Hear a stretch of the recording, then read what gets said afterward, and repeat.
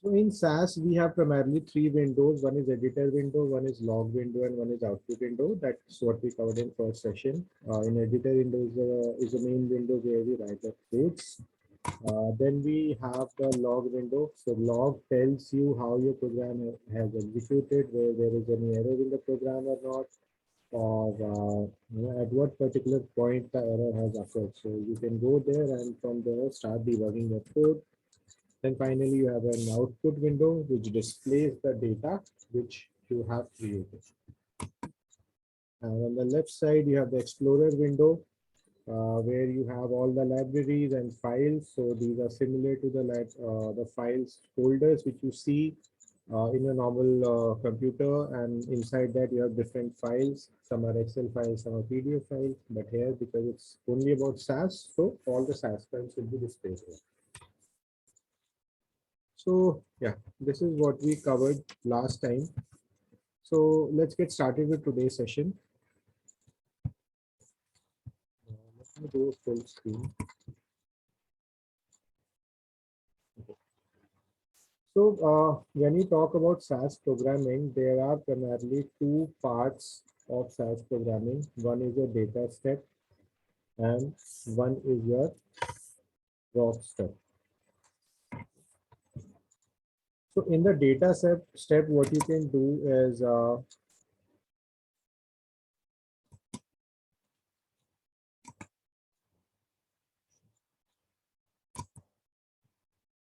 this is primarily used to create or modify the existing SAS data sets. So if there are any data sets existing in your system, you can use the data step to, let's say, create new variables or to modify or rename some of the variables. So for all that purposes, the data step can be used.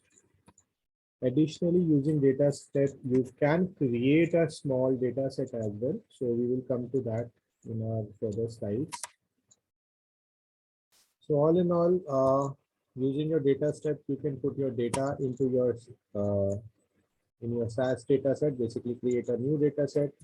You can compute the values. So using the existing variables, you can create new variables, which will be using the existing variables to perform some calculations, and using that as a result, you will be creating new variables out of it.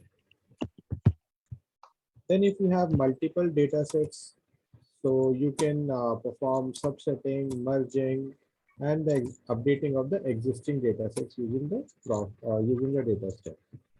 Now, what is subsetting? What is merging? Right now, it's only important to understand in the layman term.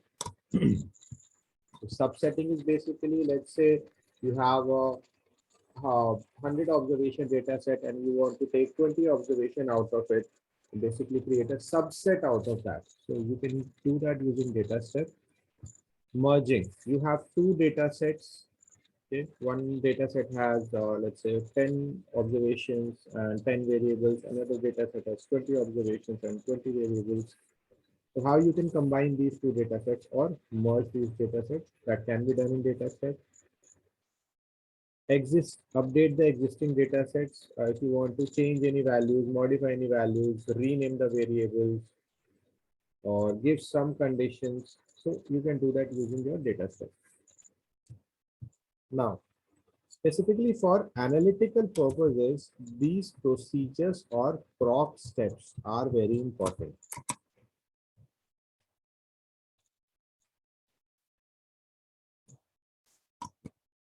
So if you want to move from data crunching to data analysis or data analytics, these proc steps are very important. So what is a proc step? As we briefly covered in the previous session also, these are pre-written routines, or I would say pre-written programs which are existing in your SAS software. Okay, what they will do, they will help you to analyze and process the data in SAS data set. Okay, so you have the raw data or a raw data set which contains, let's say, 100 variables and 1 million observations. But using that raw data set, you want to bring out some meaningful information. For example, let's say you want to create a report out of it, which you can actually present to the management and bring insights out of the data. So this, some of these proc steps will help you. Let's say you have to do some particular listing of variables. When I say listing, that means you have to take a particular list of the variable out and present it for some of your business purposes. You can do that. You can sort the data. Let's say you have a spend data by customer and you want to sort it with respect to spend from increasing to decreasing or decreasing to increasing. Then you can do that sorting as well. And most importantly, you can summarize the data. Let's say you have to calculate the mean, you have to calculate the median, you have to calculate the ranges. All that thing can be done with proc steps. So for every purpose, we have a particular proc step, okay, which is predefined within SAS. So we will come to that later. Okay. So you can use descriptive statistics, you can create a summary reports. Also using SAS, you can create plots and charts. So all that thing which you do in your Excel, when you select the data, go to the top and create a chart, define how you want to see the data. Everything can be done using this proc, which just you have to pass on a specific command and use a correct proc or procedure, and SAS will do everything for you. So all in all, when you're writing a SAS program, it consists of definitely a data step, because whenever you get a raw data, you first have to transform that data into a useful way. So let's say you have to do some missing value imputation, you have to remove some of the variable, you have to create some of the variables, you have to put some filters on the variables. So all that thing can be will be done in data step first. Then using the procedures, you can finally utilize the data in a way. Let's say if you want to summarize, you want to produce some descriptive statistics, you want to create a summary report, or you want to create plots and so on, depending on your need. Now, once you are done with your data step, you can use that, you can use the same data for different procedures. So let's say if you want to produce descriptive statistics first, so you will use a proc defined for producing descriptive statistics. Let's say you want to, after that, you want to create plots and charts as well. So for that, you will be using a different procedure or different proc. So there is no limit to what procs you can use. You can use any number of procs depending on your needs. Okay, so any questions till now or here? I mean, for Vidisha and Sameer, this is new, but yeah, Anchal was there in the previous class as well. So Anchal, are you able to hear me now?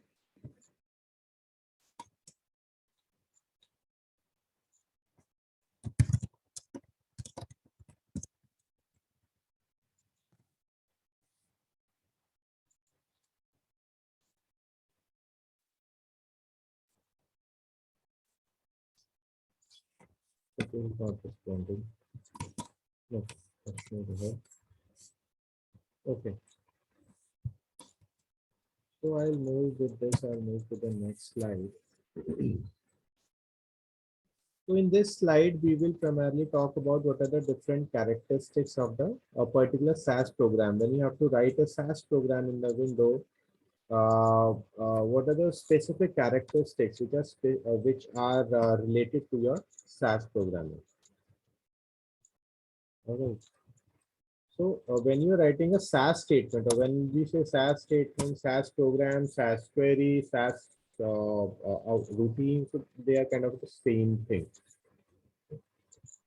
So whenever you are writing a program or query, you have to provide SAS a particular keyword. Okay. because without that, SAS will not know what action it has to take when you're writing a query. So it's a computer, it doesn't have a mind of its own. Whatever you will feed, it will process accordingly and then give you the result. So using the keyword is very important. Let's say you are using keyword data or proc, or within the data step you're using average, mean, or what procedure you're using. So those keywords are very important. You will learn all those when you start practicing. And every SAS program, whether it is data step or proc step or basically every line of code has to end with a semicolon. So that is the thing which is very specific to SAS, that may or may not be there into other programs, but it is there in SAS. Then with respect to your layouts, so in terms of layout, there are no particular limitation in terms of where you can write. Okay.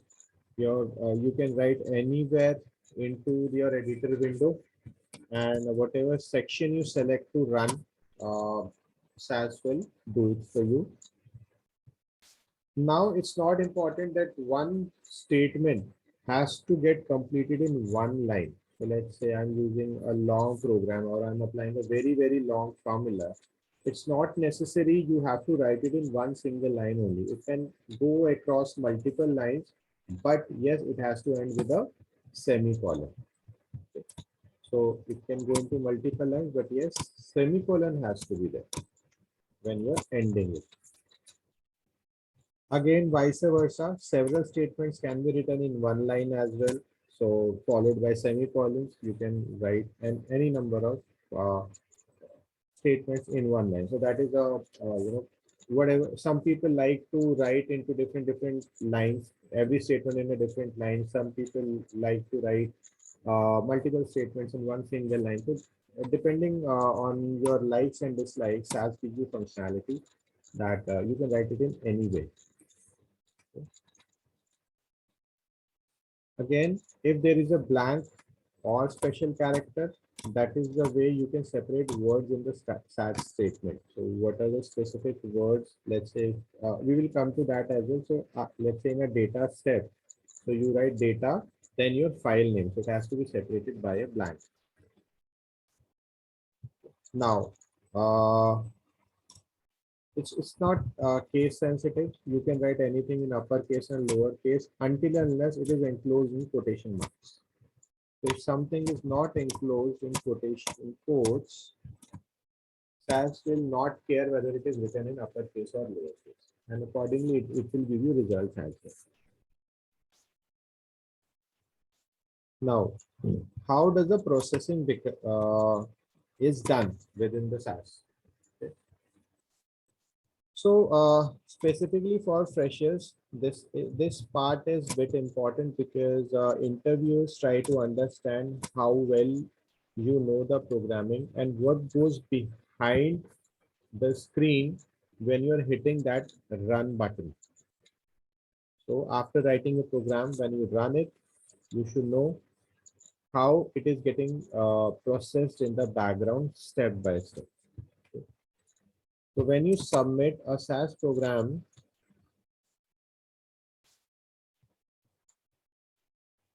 so it will begin reading statements one by one, line by line, and then check it for errors. So every statement is checked first, passed on whether it is error free or not.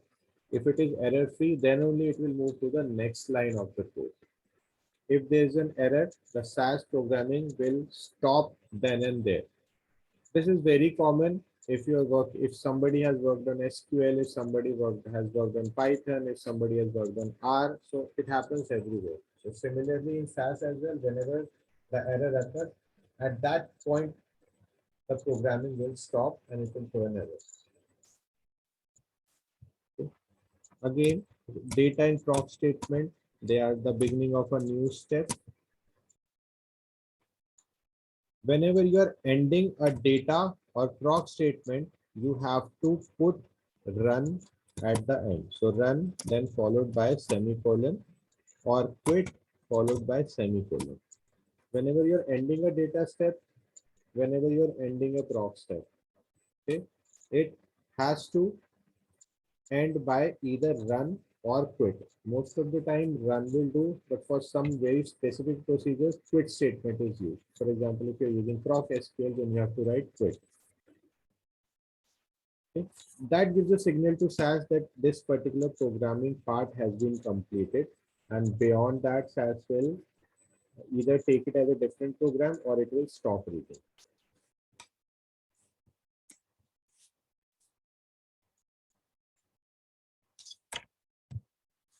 Okay. So we will cover a bit more theory, then we will directly jump onto the SAS coding so that your interest increases in SAS coding as and you get a bit of hands-on. So first of all, before writing, so how the SAS files are stored, what are the specific rules for SAS names? These are the very basic things which we will cover. So every SAS file is stored in a particular SAS library. So this word library is very important. Library is a kind of a folder where all the SAS data sets are stored. Like in a normal computer, when you go to a C drive, okay, and then you have a folder, let's say XYZ, and within the XYZ, all those SAS data sets will be saved. Only difference is this library defining acts as only a pointer. So let's say if you name a library, if you see here at the bottom, we have defined a libname as my data. So when you go to the actual location, this word my data is actually not a folder name or something. It is a pointer to a particular location, and location would be whatever you define in your program. So library defines a particular location where all SAS files or SAS data files are saved. Okay. Now, another very beautiful feature with SAS, in case you don't want to use your system's memory, then SAS has a work data space for you.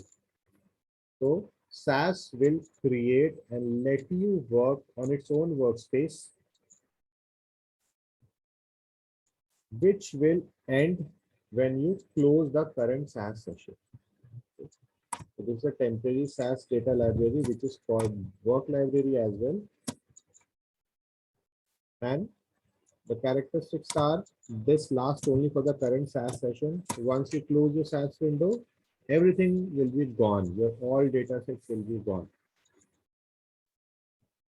Again, if you don't specifically define a library name, a physical pointer library name, then automatically SAS will work. SAS will store your data into the temporary SAS data library, which is your work library. Okay. This is how you can manually write in the program that if you don't want your data to be saved in the permanent library, you can just write work dot, and automatically all your data sets will be saved in your work library. But if you want your data sets to be saved into permanent library so that you don't lose them once you close the window, once you shut your shop during the end of the day, and when you come to office the very next day, you want to use those data sets as well. So for that, you will use permanent SAS data libraries. So permanent SAS data libraries again are kind of a pointer to a physical location where all your data sets will be saved. Okay. And this is how I will define a permanent library. Here, if you see, this is one example. We will do that while we are practicing code also. And here, rather than writing work.cars, I will be writing my data.cars. So this is my library reference or library name, and this cars is my file name. Okay. Just look at this first line. Don't go to the next line. Don't get confused. All right. So any questions till now? Yes, no, you can write in the chat window as well. No, no questions. Sameer, any questions?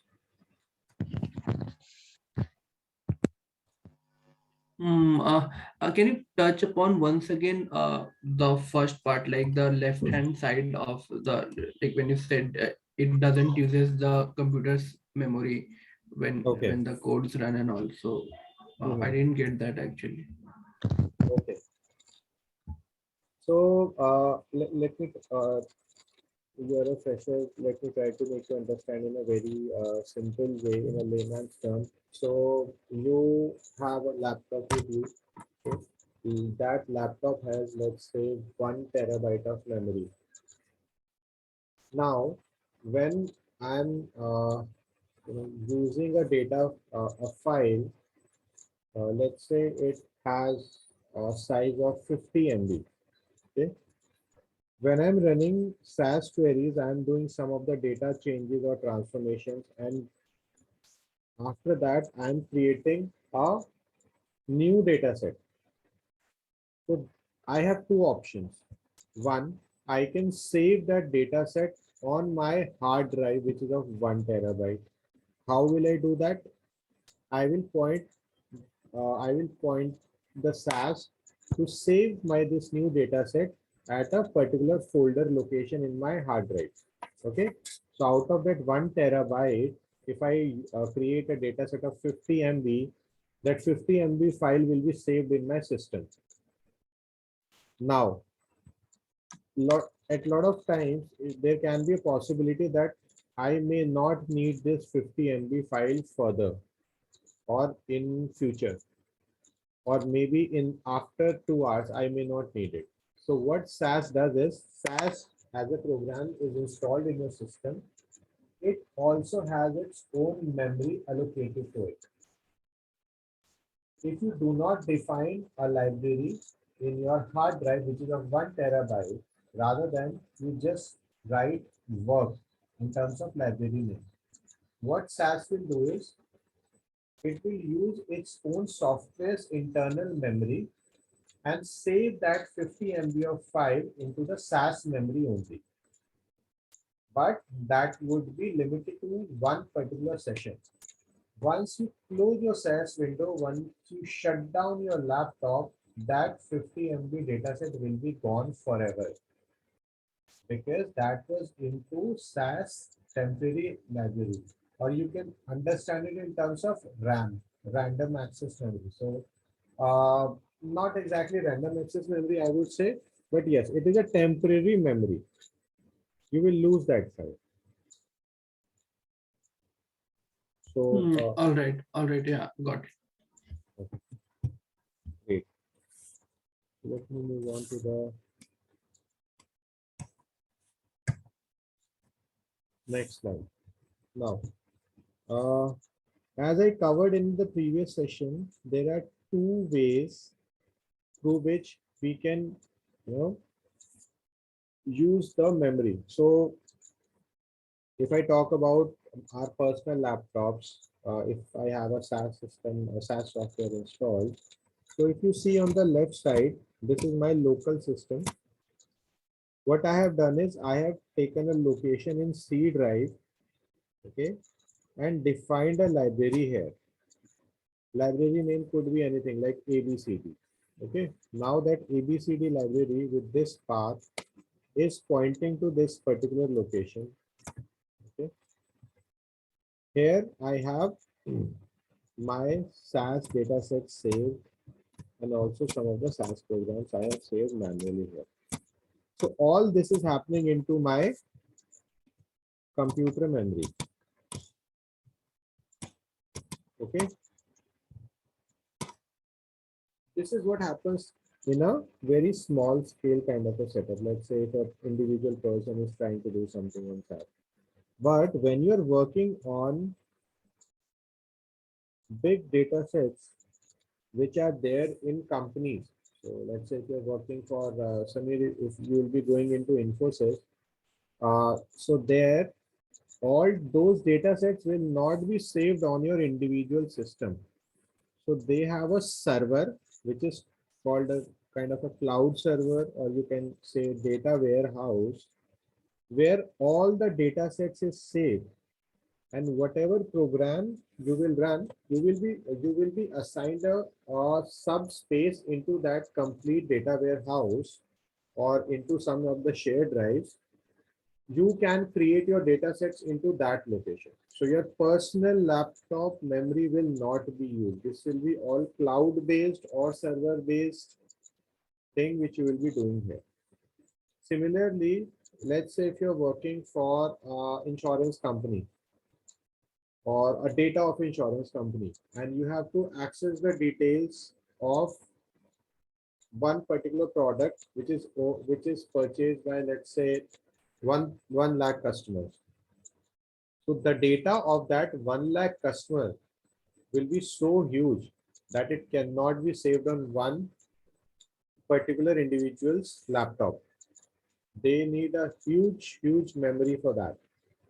Plus, at any point of time, any person can access it. So to make that functionality possible, they have particular servers or cloud spaces where you can directly connect and pull the data. One of the example of this is Teradata. So the window which I have published here, this data warehouse is Teradata, and within this Teradata, I have different libraries. Okay, data library. So let's say I need to access the library MetaRef, and within MetaRef, I need to access this data set job summary. After establishing my SaaS connection to this data warehouse, I'll be able to pull the data from it. So data warehouse is a separate entity. Your SaaS programming window is a separate entity. You are establishing a connection in between that, which is done by IT team. You don't have to worry about it. And then by writing queries, you will be directly able to access the data from the data warehouse. So is that funda clear? What is the difference between local system and server data or data warehouse?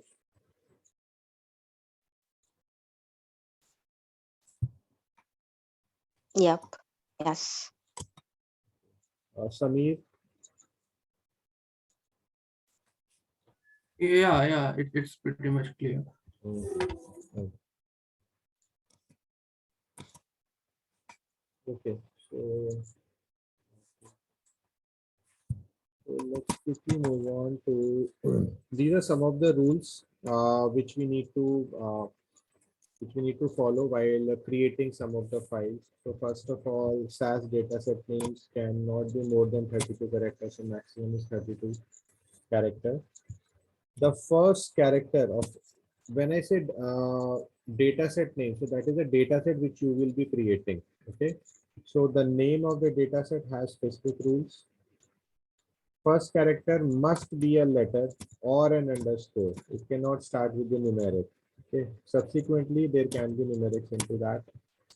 Then it is not case sensitive. Let's say you're creating a data set ABC. So if you write ABC in small or you write ABC in caps, doesn't matter to SAS. It will pick it up as ABC. Okay. Within the dataset name, blank cannot happen. So if you want to create a dataset Samir Kumar, so between Samir and Kumar, there cannot be any space. There can be underscore, there can be no space, but blank should not be there. Okay. Again, for special characters, apart from underscore, nothing is allowed. Okay, this is only, I'm talking only about SAS dataset name. Okay. Leave this part as of now. We will cover that later. Now, this is one very peculiar thing. So whenever you are storing a date into the SAS system at the backend, it will be stored in actual numbers. So let's say if you store a date 1st January 1960, it will be stored as 0. So this is by default how SAS stores dates. Okay. Now let's say you have to save today's date. So today is 8th January 2021. Okay. So how the number of days between today's date and 1st January, let's say that number is 100,000. Okay. So at the back end, it will be saved as 100,000. So a lot of times this becomes important because you feed the data properly in terms of dates, but when you check it at the back end, it is displayed as number. So don't get worried about it. This is how SAS turns the dates into numeric formats. Okay. So we have 5:47 now. We have 7 minutes more. Let's jump on to getting data into SAS.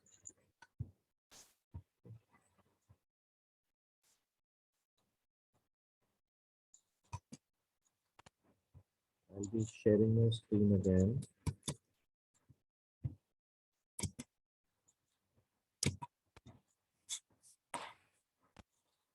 Can you all see my screen?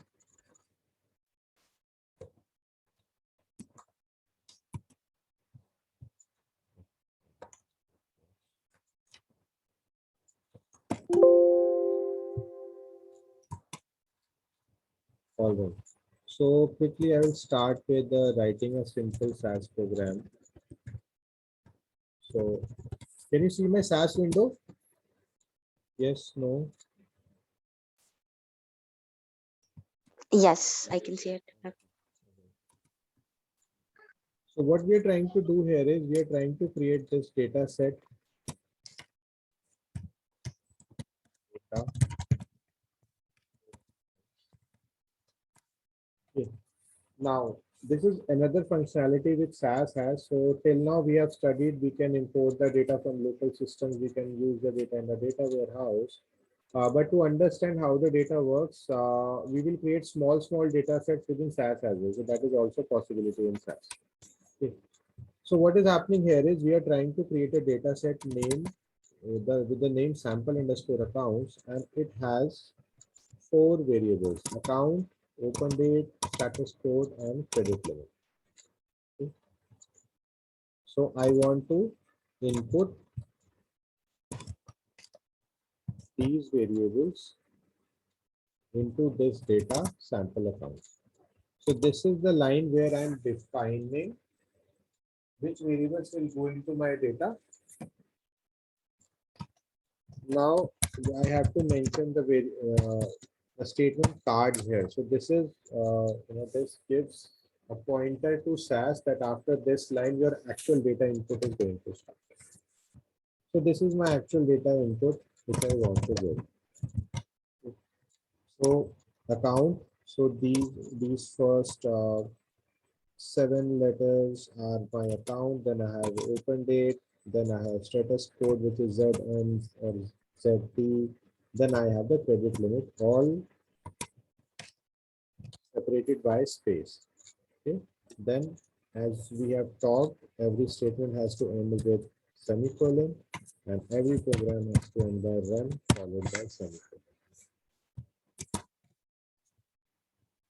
Now, I have not mentioned any library name here. Okay. So by default, it will go into work library. So if I define work dot or I do not write anything, doesn't matter, it will automatically go into my work library. Okay.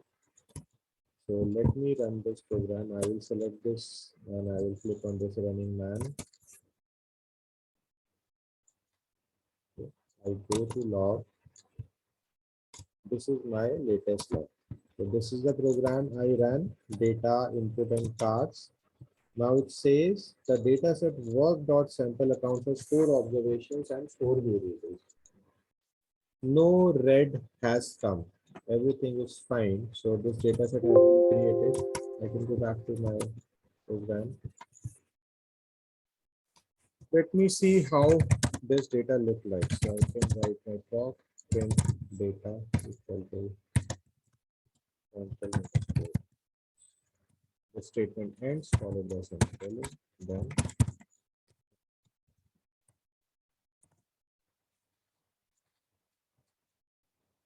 if you see at the bottom, this new data set has been created in my work library, which is a temporary library. Once I close this session, this data set will go. Okay. Now,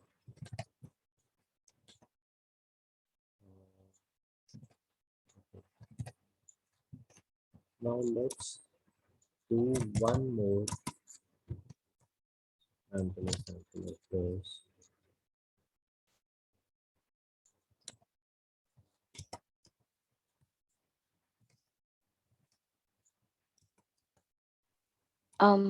So, I had a question.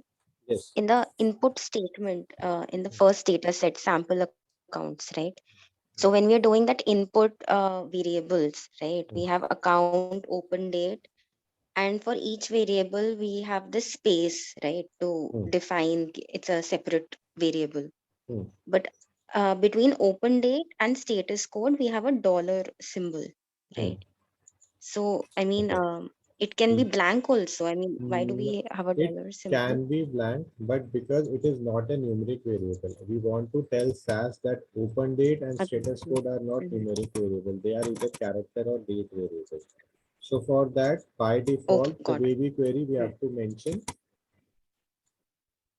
Mhm. what is cards in Got third line. Okay. So Samir asked what is cards in third line. So as I said, cards is the way you have to write the query. So it is the way the program has to be written. Once you mention cards, it gives a pointer to SAS that after this part, the actual data entry has to be taken into account. So it serves as a pointer to SAS. This is very specific to SAS.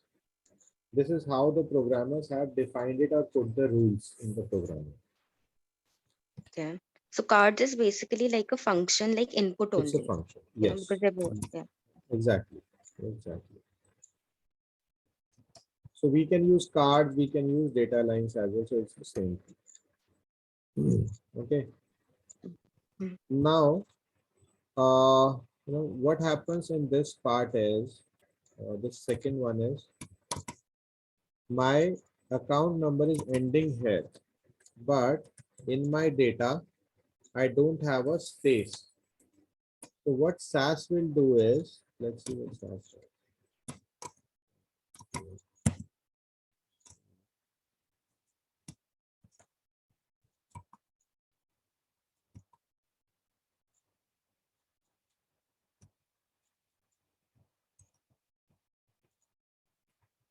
Let me see how SAS will.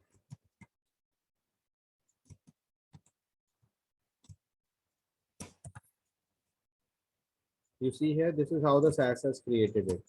It has given it as blank. It is not able to understand what it should feed into account variable. Okay. It is not sure what it needs to add into the open date variable. For status, it's not sure for credit limit, also showing blank. So SAS got confused how to process it. So in such cases, what we can do is we can count till what number one particular variable should come. So here my account number should come till 7. Okay, so what I can write rather than this, I can write 9.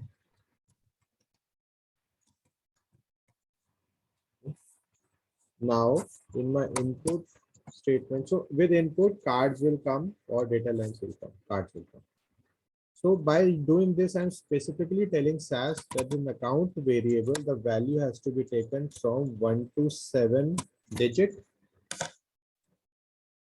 or the space. Then open date is a character, but it has to be taken from 8 to 16. So from here, if you calculate 8, 9, 10, 11, 12, 13, 14, 15, 16. Till 16, it will use status code. sorry, it will use open date.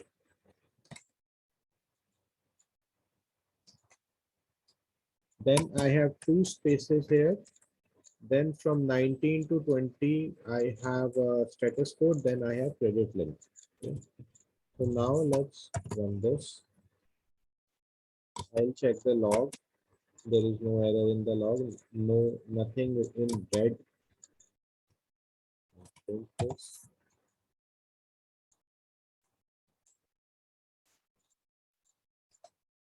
Okay, there is some error here. So what is happening is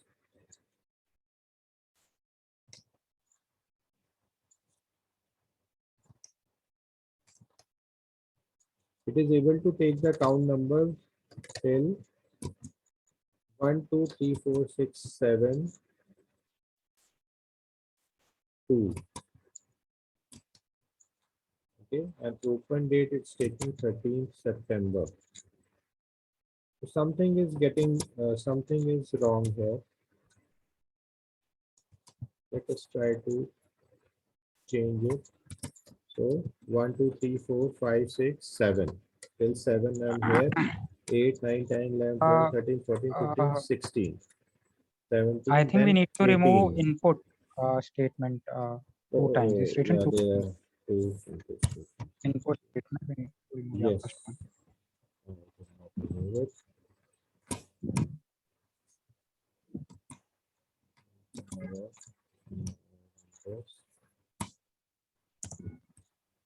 Okay, now my data is coming correctly.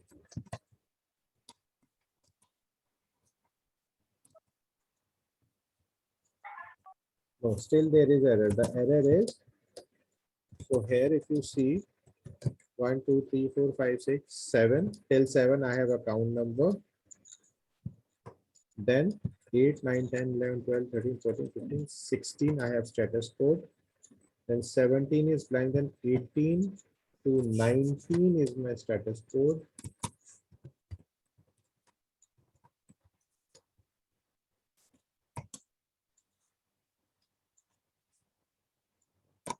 Okay.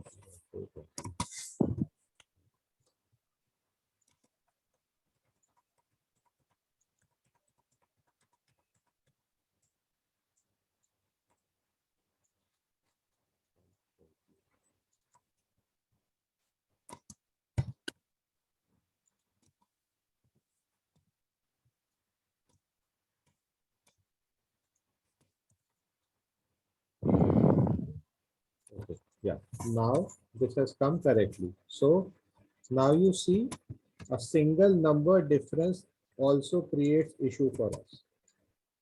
Okay, so this part was not written correctly. So we have changed it. We have calculated it whether the gaps are mentioned correctly or not, or the positions have been mentioned correctly or not. And now our code runs fine. Okay. So this is how we can input the data into SAS as well. But most of the times you will you will not be required, because practically either you get the data from connected data sources like data warehouse or Teradata, or you use a SAS import option and you import your Excel files, your CSV files, your text files, and then perform your action files. So yeah, that's I think we are over and about time, so I will end today's session here. I hope it was useful, and I'll be uploading the video of the session as well on YouTube and sharing with you the links. And yeah, please feel free to give suggestions if you want to include or exclude something specific from these sessions.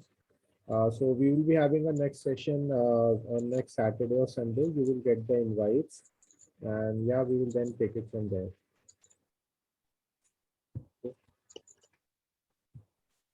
All right then. Okay. Thanks a lot for Thanks. attending today's session. Yeah, we will meet soon. Bye bye. Bye. Bye.